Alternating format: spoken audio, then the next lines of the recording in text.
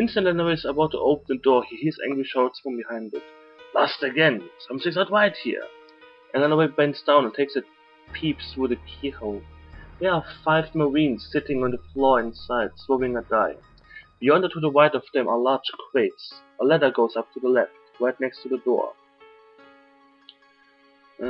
Get away. Try not to kill too many people. I want to disable the ship. How can I do this? Jan, you're useless. I hate you.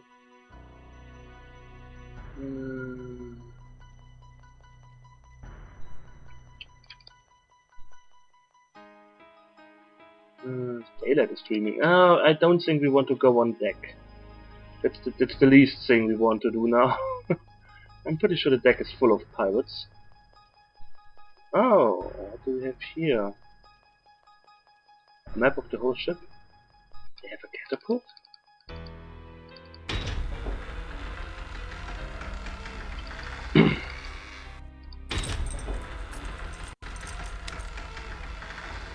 Ooh. There's a mighty complicated contraption to be seen here. Ropes coming down from the ceiling on one side of the contraption are running along several wheels of various diameters, before running all the way to the stern on the other side. There they disappear again through the floor. Do you want to cut one of the ropes? Yes. Cutting through the ropes is child's play. The whole ship jolts and rights itself from its previous list to starboard. There's a tremendous amount of shouting and general commotion up on deck. So much in fact that you can hear it all the way down here. The ropes start moving, someone's pulling on them from above, then things quiet down. I think we just disabled the ship.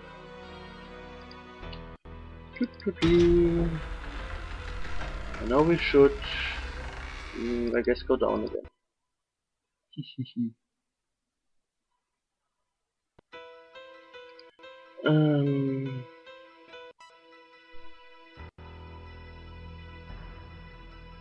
Do I have to go down? Up?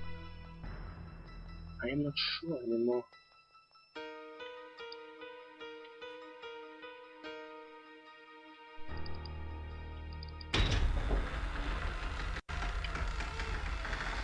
Let's see, what's over here?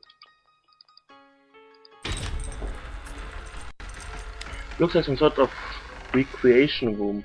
You figure since there are a number of sailors sitting about talking.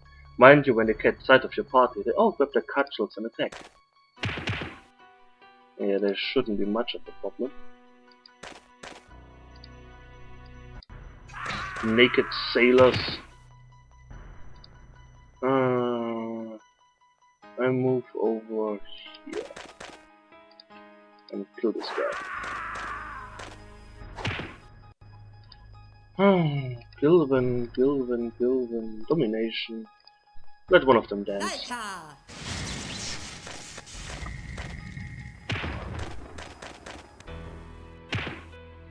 about you leave Queen of Headless alone? That would be mighty nice.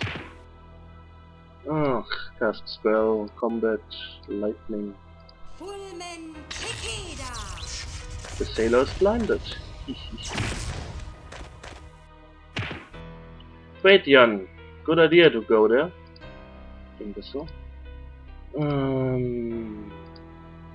Blood and pure combat. Oh, he's no longer sweat. Wait, he's the dancing guy.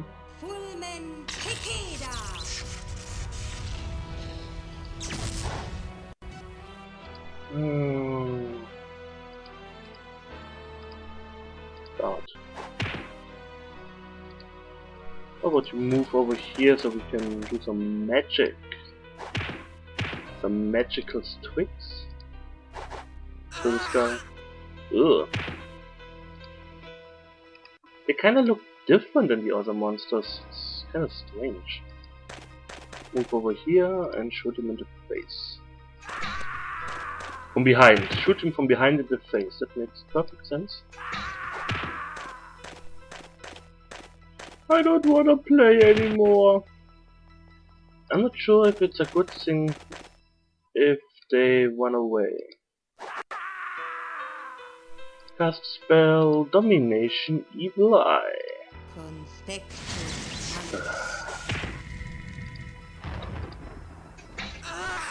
Nobody's running for me.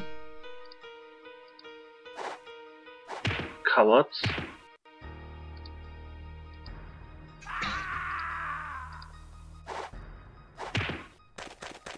I don't wanna play anymore.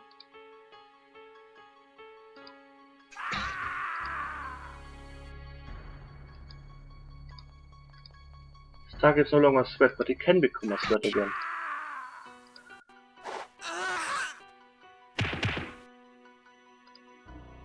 Those guys are really, really weak. Oh well, let's beat him up with a step.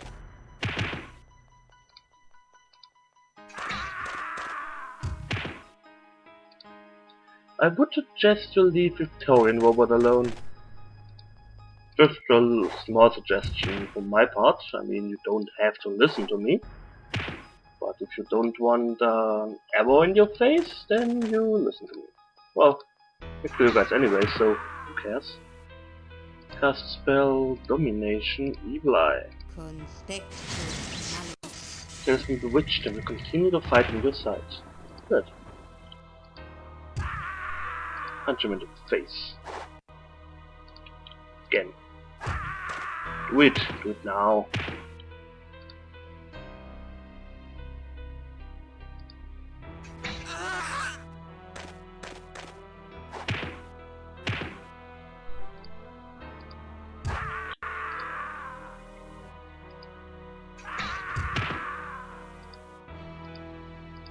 Ahem. Ooh. Oh well, computer combat. Jan, yeah. He will fight as he pleases. Fine. Fight as you please.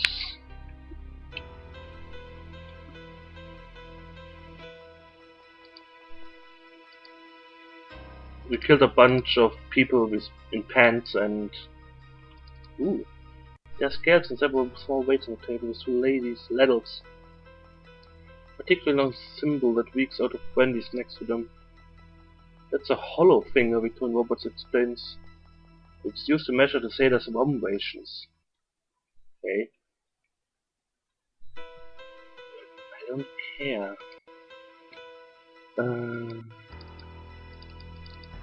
Okay. I kinda want to get off the ship, not explore it. Oh.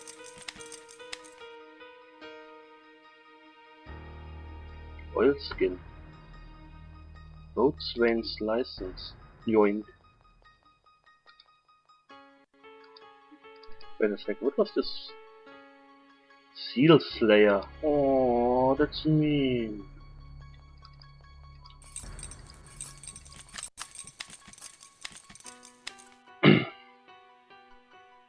Nothing of interest. Ah, the herbs. Ah, okay. The chest contains a bound tome about navigation at sea and a strange measuring device. It consists of a half-round metal whale with a notch and bead side, plus a second whale marked in degrees with a thin weighted line hanging from its top end. That's a navigational instrument, explains Mark Dice. We won't have any use for that, but look what else is in there. Oh, licorice! Blech. Hate licorice. Heck. And I think this thing they examined was a sextant. Sextant. Okay. Oh, I have no idea where to go. I think we have to go up again. Let's go up and go to the other part of the ship. I think we can exit there. Somewhere over here? No? Ooh, there's the cannon.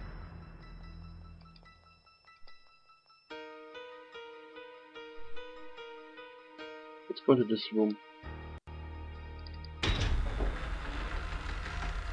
We open the door and the surprised ship's cook. He's leaning on the fireplace, holding a flask of booze. There's the slave driver who kept beating me, the ship's boy calls out. Let's overpower the cook. We manage to bind and gag the cook before he's able to raise the alarm. Search the prisoner. The ship's cook has nothing on him but the clothes he's wearing. The rest of Booth is shattered, bobbed in the struggle. Talk with the cook. The second gag is removed, the cook starts yelling for help. You push the gag back in as quick as you can. Yeah, inside him.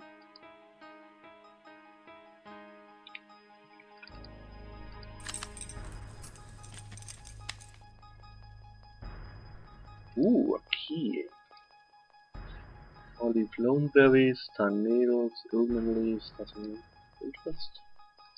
4 cards. This is really getting... There's a copper cauldron containing a creamy bruise on this table. It is made of fish, turnips, bread and some small wet pots, all cut up. These guys must have an aversion to decent food, Elanarae says. There's a knife next to the cauldron, evidently for cutting up some long, thin woods and adding them to the bruise. Those must be ocean woods, speculates Lady Gilvin. They are tonic for your stomach. There are tubs full of dishes on the table. Ocean wood. Oh, let's take them.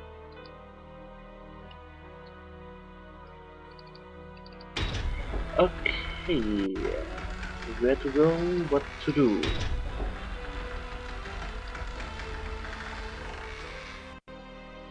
Let's move left.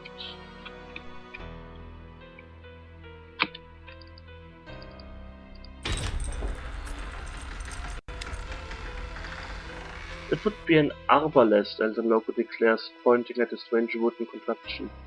A sort of gigantic crossbow firing balls of stone or metal, he continues. And those are the gun ports, he concludes, and points at the closed hatches visible in the wooden hull.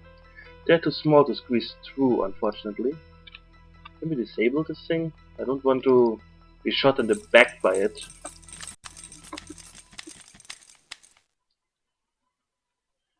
A dolphin amulet. Oh. Congrats, Lady Gilvin. Julian fire, we already have this. Wing armor. 15 ducats. We are getting rich here.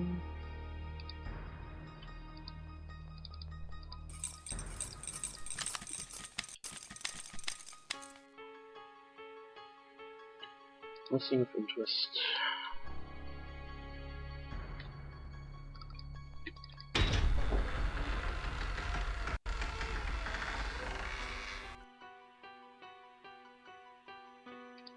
How do I get off the ship?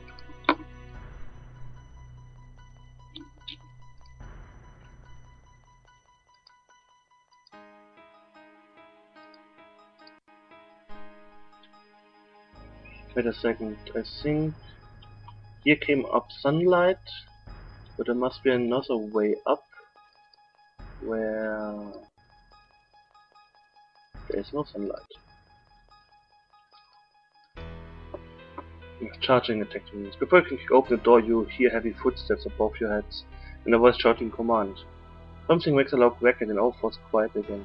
Do you want to charge in now? Yes. You kick open the door and charge the Marines, who barely have time to go for the weapons.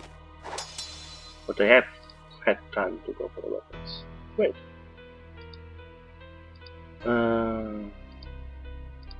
Move one step forward.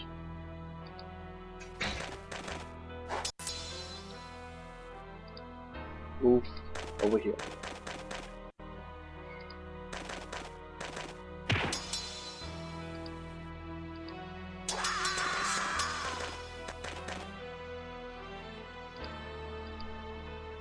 I've reached the square.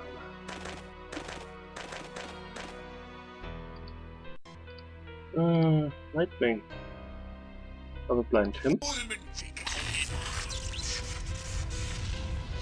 Please focus on this guy to kill him. Oh, guy's agility is increased by 1 point.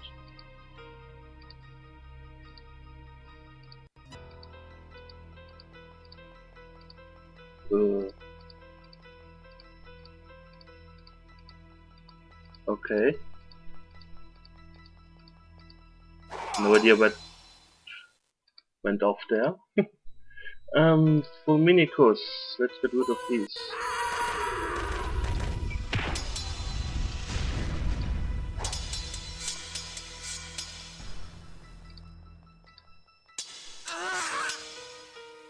rip his own head off? Why would you do that? Oh, strange people. Crossbow combat lightning, let's blind him. Cannot attack with you.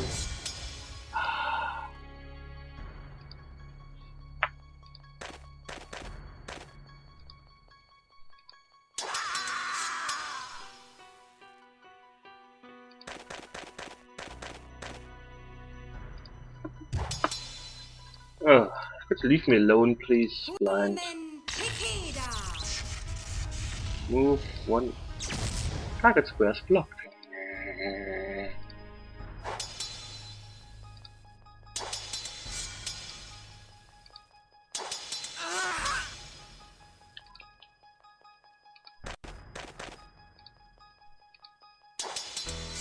Finally.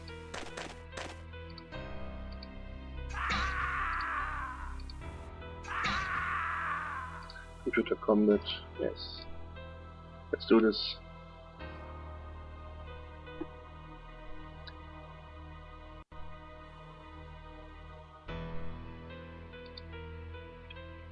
Yes. They only had shoes. By now, more Marines have stormed down from the deck and you're completely surrounded. Against a superior force like that, you really have only a choice between death and surrender. So grinding your teeth in frustration, you're forced to drop your weapons and take what's coming to you. After binding you, the Marines direct you to the deck where the ship's captain will sentence you. And judging from your actions, I have to conclude you're not interested in career aboard our fine vessel, you scurvy rats. The boatswain mocks you to the sailors' rowdy laughter. As you imperiling the life or the fine body or man aboard there, thus we have but no choice. Out, feel this here, he continues. The sailors evidently agree. Several sailors carrying thick ropes push through the round and tie your wrists, then they push you towards the rails and hoist you up. Finally, the boatswain steps up and says goodbye with transparent hypocrisy. It's not courage, but cleverness that decides whether you live or die. With that, he throws you overboard. The ropes you hang from lead are crossed to the other side of the vessel, underneath its keel. In the time-honored maritime tradition of keel hauling, you're pulled across it, and it seems an endless time before you break the surface again on the other side. The sailors are pleasantly surprised to see you still alive, and it means they can repeat the process and haul you back to the other side. In fact, they continue to do so until some sharks congregate, at which time the ropes are cut.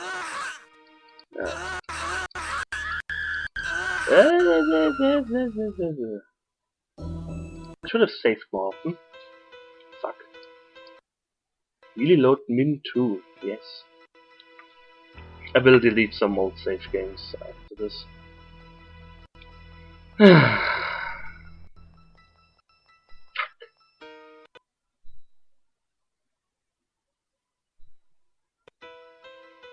Okay, well at least we now know what not to do.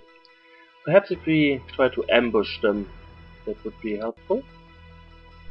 Yes. But this is after we cut the ropes, yeah. We are just missing out on some ducats. I'm not going to check every corner again because I frankly don't have gold. Let's go up. So we disabled the ship.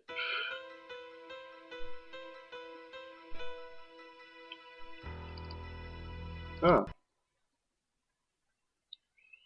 Another letter going up. No. That sounds more promising, I guess.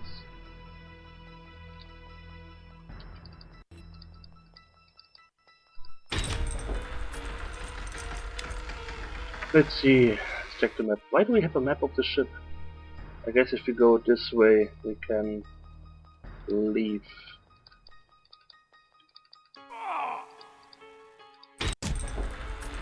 Let's explore a bit. What do we have here? Crap. Crap.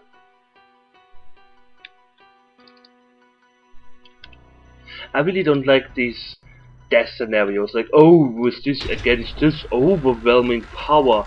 What overwhelming power? I just have to stand in here and then only maximum amount of 2 people or 1 person can attack me. It's the 300 thing. Not in there, the ship's boy gasped in terror. Let us